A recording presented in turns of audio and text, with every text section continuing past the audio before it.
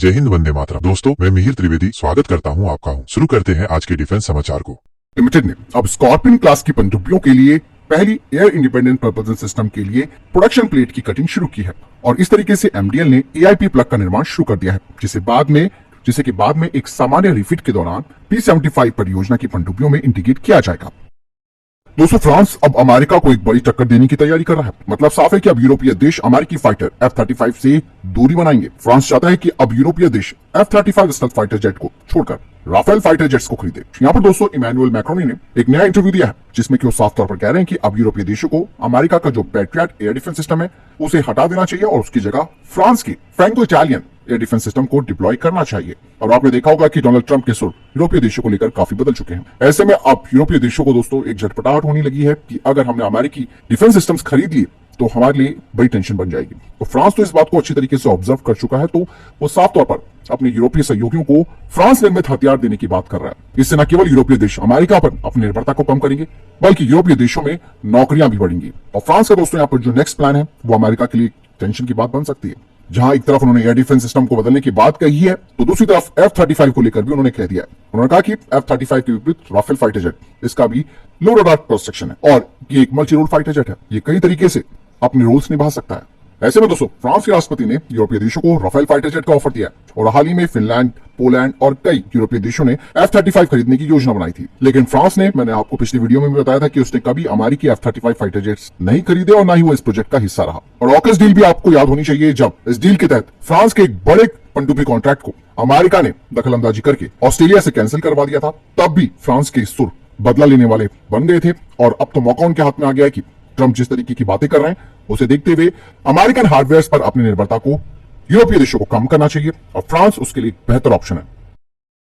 दोस्तों, भारत की जो BM-4 short range ballistic missile है, इसकी रेंज के बारे में कहा गया है कि ऑफिशियली 400 से 1500 किलोमीटर इसकी रेंज मानी जाती है, लेकिन BM-04 अपने थर्ड फेज में हाइपरसोनिक लाइट व्हीकल को शामिल करती है। मतलब साफ है कि इसकी रेंज 2500 से 3000 किलोमीटर के बीच हो सकती है। 11500 किलोग्राम वजनी ये मिसाइल 500 किलोग्राम के वॉरहेड ले जाने में सक्षम है और इस मिसाइल में थर्ड स्टेज पर hypersonic light vehicle payload delivery mechanism भी है। और एक बार बूस्टर फेज के खत्म होने के बाद थर्ड फेज में इसका HGV यानी कि हाइपरसोनिक लाइट व्हीकल अलग हो जाता है। इसका एरोडायनेमिक डिजाइन और कंट्रोल सरफेस इसके रडार क्रॉस सेक्शन को भी कम करता है और फिर ये मिसाइल पुल अप मैनवर्स भी कर सकती है।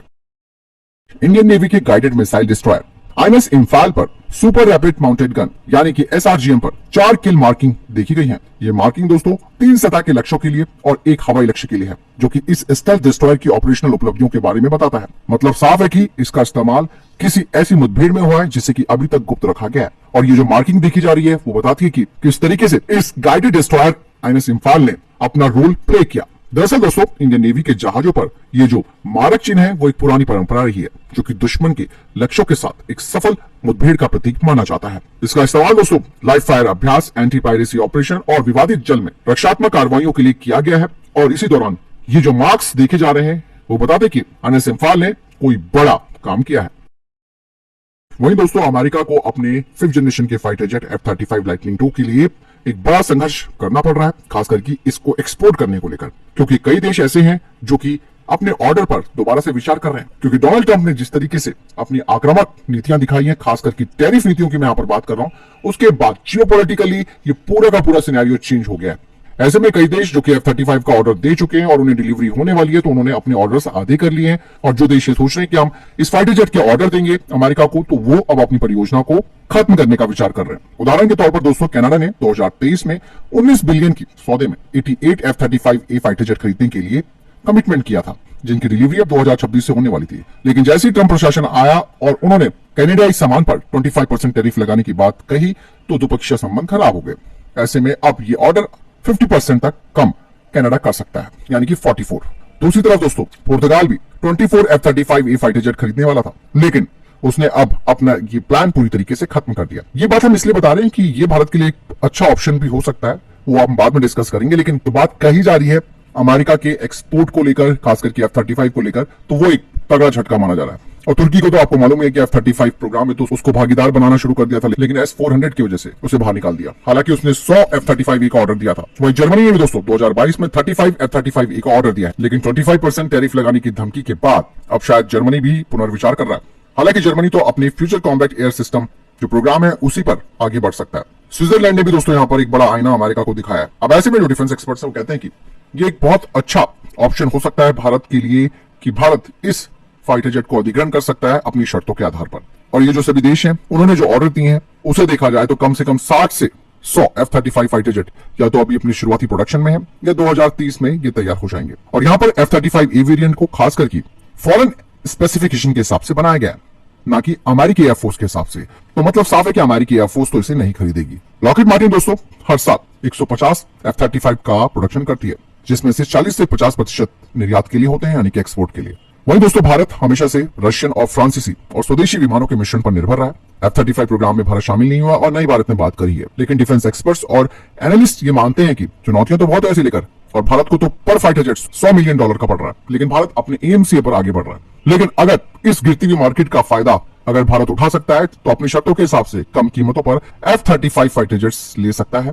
खास करके F-35A की जो बात की जा रही है, जिसे कि फॉरेन स्पेसिफिकेशन के हिसाब से तैयार किया जाता है, तो अपॉर्चुनिटीज है भी और नहीं भी, क्योंकि बात तो ये आ जाती है कि अमेरिका के साथ जियोपॉलिटिकली हमारे संबंध हमेशा से ऊपर नीचे रहे हैं, और ऐसे में कुछ भी गड़बड़ी होती है तो हमें ही प्रॉब्लम होगी। वहीं दोस्तों तेजस मार्क 1 फाइटर जेट के लिए एक बहुत बड़ी उपलब्धि लार्सन एंड टूब्रो ने हासिल की है। यहाँ पर दोस्तों लार्सन एंड टूब्रो ने एक game changing robotic drilling machine तैयार की है, जिसके जरिए हम तेजस मार्क 1 फाइटर जेट के जो विंग्स हैं यानी कि पंख है उन्हें तेजी से तैयार कर सकते हैं, और इस तरीके से हम करीबन 2500 घंटे हर तेजस मार्क 1 विंग सेट के लिए बचा सकते हैं। दरअसल दोस्तों यहाँ पर तेजस मार्क 1 फाइटर जेट का जो प्रत्येक विंग है उसमें करीबन 8000 होल्स होते हैं, यानी कि छेद होते हैं, जिन्हें ड्रिल किया जाता है फॉर असेंबली, फास्टनिंग और दूसरे एयरफ्रेम कंपोनेंट्स के साथ इंटीग्रेशन के लिए। और ये जो छिद्र हैं यानी कि होल्स हैं उन्हें पहले एक ड्रिल मैन के जरिए करवाया जाता था, और प्रत्येक होल को करने में करीबन 35 मिनट लगते हैं, जो कि मटेरियल की लोकेशन और जो टॉलरेंस रिक्वायरमेंट है उस पर भी डिपेंड करता है। लेकिन लार्सन एंड टूब्रो ने इस टाइम को कम कर दिया है, जिसमें कि 35 मिनट को केवल 1 मिनट तक वो इस रोबोटिक ड्रिल मशीन के जरिए ले आया है, जिससे न केवल तेजस मार्क 1 एक वेरिएंट की जो प्रोडक्शन कैपेसिटी है वो बढ़ेगी, बल्कि भारत जो सालाना 16 से 18 LCA तेजस मार्क 1 बनाने की उम्मीद लगाए बैठा है, तो उसके लिए ये एक बहुत बड़ा फायदा होगा। DRDO और HAL ने अब डॉर्नियर 228 विमान का मिड लाइफ अपग्रेड अच्छी तरीके से करना शुरू कर दिया है। अपग्रेड किए गए डॉर्नियर में एडवांस एवियोनिक्स, बेहतर ईंधन दक्षता, क्षितिज जैसा एडवांस रडार सिस्टम, इसकी बेहतर गतिशीलता, इंटीग्रेटेड सर्विलांस सिस्टम और BAE के द्वारा EOI-2SS और इंप्रूव इलेक्ट्रॉनिक वॉरफेयर क्षमताएं इसमें इंटीग्रेट की गई हैं। नए डॉर्नियर 228 में ग्लास कॉकपिट और कई अन्य सिस्टम्स आदि के अलावा अत्याधुनिक एवियोनिक्स होंगे, जिन पर काम अच्छी तरीके से चल रहा है।